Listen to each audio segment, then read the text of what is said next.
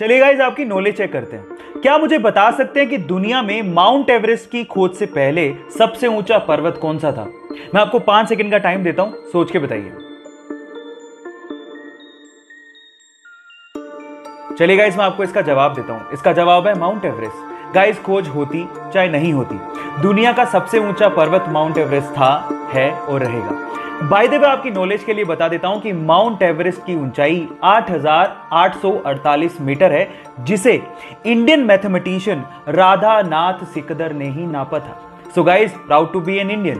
क्या आपको इससे पहले ये बात पता थी? और नहीं पता थी तो चैट सेक्शन में लिखना मत भूलेगा।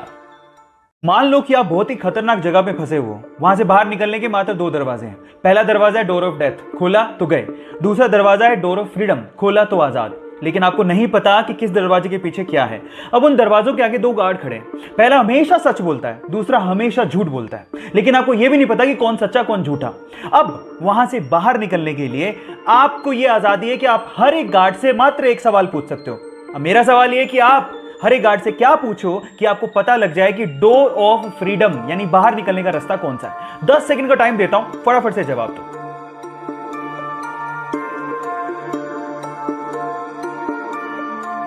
तो चलिए गाइस, मैं आपको जवाब देता हूं। आप ये सवाल पूछोगे हर एक गार्ड से कि अगर मैं दूसरे गार्ड से पूछूं कि डोर ऑफ फ्रीडम कौन सा है तो वो क्या जवाब देगा।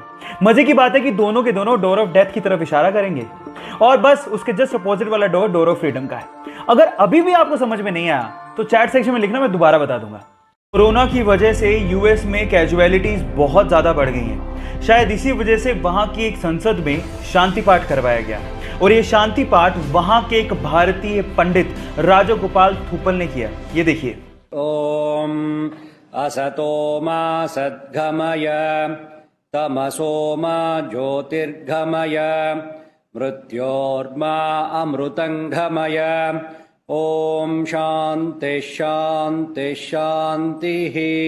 और इसके बाद सभी संसद सदस्यों ने राजा गोपाल थूपल और उनकी पत्नी के लिए तालियां भी बजाई। कितनी गर्व की बात है कि हमारी संस्कृति को पश्चिमी देश अपना रहे हैं, लेकिन दुख की बात यह है कि हम उसे भूलते जा रहे हैं। आप लोगों का क्या कहना है? चैट सेक्शन में लिखना मत भूलिएगा।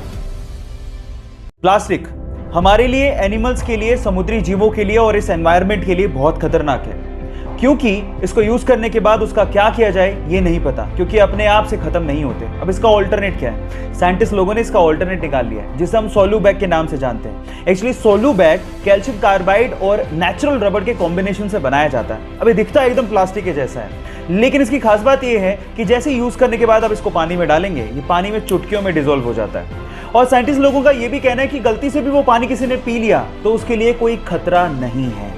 बस प्रॉब्लम यह है कि मॉनसून के दिनों में इसको इस्तेमाल करना थोड़ा सा डेंजरस है, क्योंकि अपने आप से डिसॉल्व हो जाता है।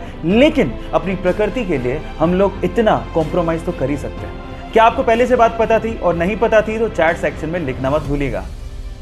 हे गाइस, एंशिएंट टाइम में यानी पुराने जमाने में हमारे इंटेलेक्चुअल्स को लगता था कि मैथ्स में एक ऐसा कोई सिंबल होना चाहिए विच रिप्रेजेंट्स नथिंग, यानी नथिंग को रिप्रेजेंट करने के लिए भी तो कोई सिंबल होना चाहिए।